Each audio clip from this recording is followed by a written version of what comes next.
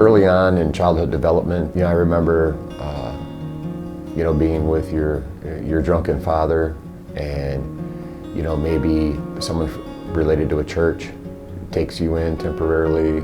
Always moving, hitchhiking. A lot of times being picked up by a semi was a relief. During those times, I actually remember my first sandwich. My dad having money, him having a bottle, and going into a dumpster and him pulling out a sandwich that had been wrapped but was in a bag. And when you're that young, you have no clue the tenets of your circumstances. It was actually a great sandwich. The second time being homeless, I'd actually ran away from foster care and ended up being on the streets for several months. And as an adult, kind of starting to become a successful painter with a couple people employed by me. And things were going good that year, and I made a huge mistake. I was actually on parole. Obviously, it just stopped my business. And to get out in January of 2010, after the economy started to go south, even in the wealthier areas, it wasn't conducive to starting over again. I returned back to homelessness back in 2015. Felt like I definitely was not understood. All you really want to do in life is to love and be loved. When you're homeless and not being able to understand that, that's why you're homeless. I resorted back to trying to have faith. At that time, I had given up on everything and everybody, and it's like, well darn it, if there's going to be a shot of anything again, I'm going to give God a try again. Relying on Jesus, it was beautiful because I felt born again. I felt fresh and renewed. Like even on my worst days homeless, if I sat there and came up with a sign that I thought was going to make people laugh, just with wanting to be accepted for just that brief moment, it made my day. That's how low I was.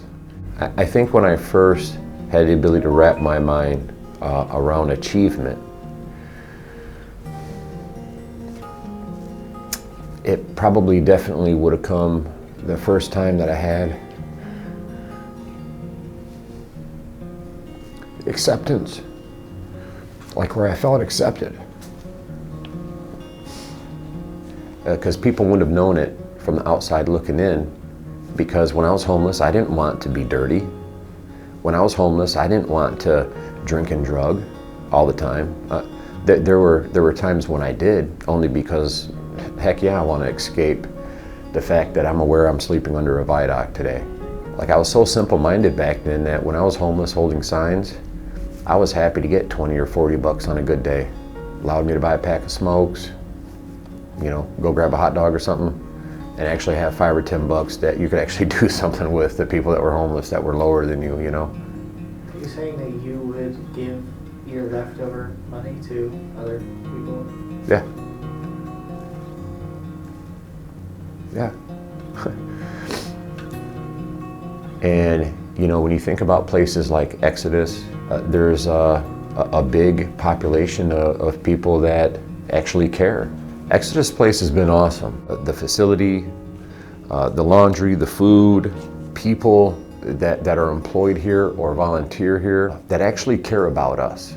To not have to sit here and sleep on cardboard, have to walk several miles and not knowing what time it is and hoping that I actually get to the free food spot soon enough, not having to endure the elements. It's awesome. If you see somebody holding a sign and they actually look like they at least care enough to be clean, they might still need help or support, not your judgment.